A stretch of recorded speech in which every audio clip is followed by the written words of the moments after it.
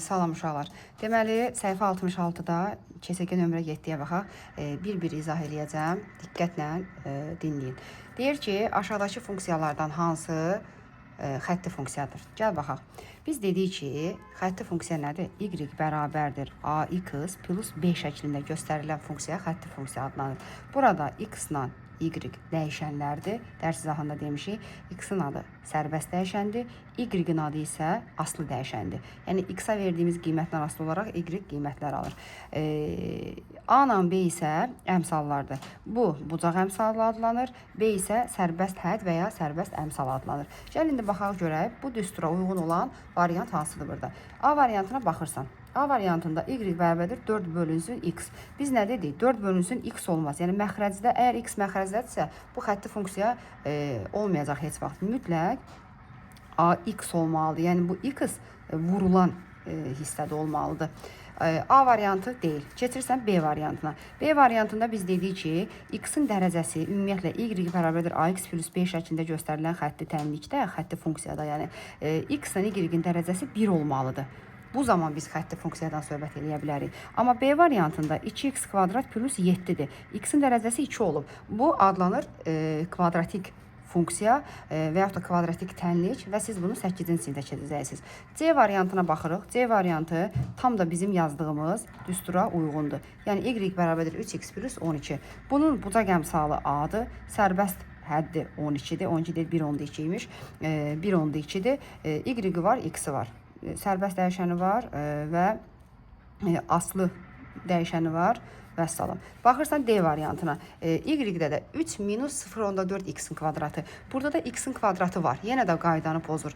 X kvadrat olmağı onun kvadratik funksiya olmağı mənasına gəlir. Yəni doğru cavab burada C variantıdır. Keçirsən indi ikinciyə. İkincidə deyir ki, B-nin hansı qiymətində? Bax, ikincini həll edirsən. Deyir, B-nin hansı qiymətində? Mən axırda tapdığım B olmalıdır. B-nin hansı qiymətində?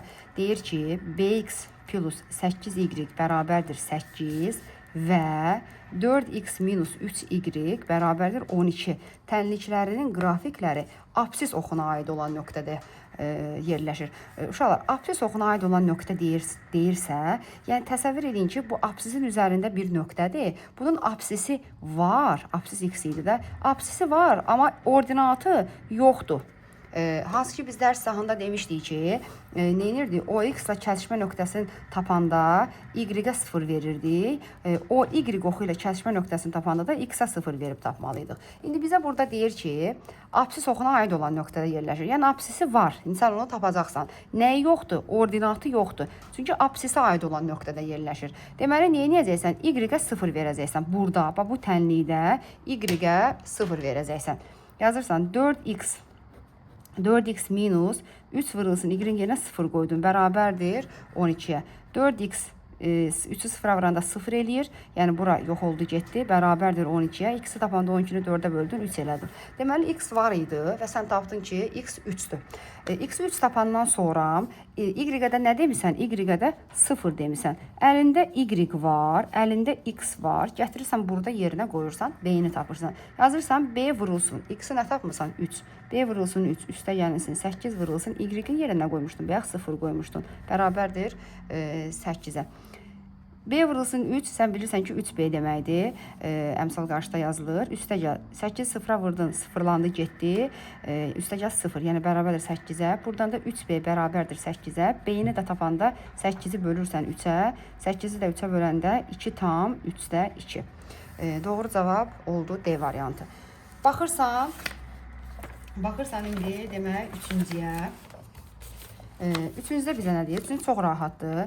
Deyir ki, fx bərabərdir 0,7x plus 3,6 düsturu ilə verilib. Və deyir ki, fx bərabərdir 7,1 olduqda neynəyəcəksən? Fx-in yerinə 7,1 qoyacaqsan, özü verib də hazırdır. 7,1 bərabərdir 0,7x üstə gəl 3,6. 6-cı sinif qaydasına əsasən məlumlar bir tərəfə, məhsullar da digər tərəfə. 3,6 məlum bir ədəddə keçirdirsən 7,1-in yanına və sən də bilirsən ki, bərabərliyin sağından soluna, solundan sağına hər hansısa bir ədəd, ifadə, dəyişən nəsə keçirdəndə işarəsi əksinə dəyişir. Burada müsbət idi. Sağdan sola keçir, olacaq minus 3/6 bərabərdir 0,7 x-a. 7/1-dən 3/6 çıxanda 7/1-dən 3/6 çıxanda qalır 3/5. 3/5 bərabərdir 0,7 x-a və onu da bilirsən ki, vergüldən sonra, yəni burada x-i tapanda nə edəcəksən? Birinci onu yazaq. X-i tapanda 3/5-i bölməlisən 0,7-yə. Və sən də bilirsən ki, vergüldən sonraki rəqəmlərin sayı bunda da bir dənədir, bunda da bir dənədir. Onda könül rahatlığı ilə vergülləri atırsan, 35-i 7-yə bölürsən, eləyir 5. Yəni doğru cavab B variantı. Bu nömrə 3 idi.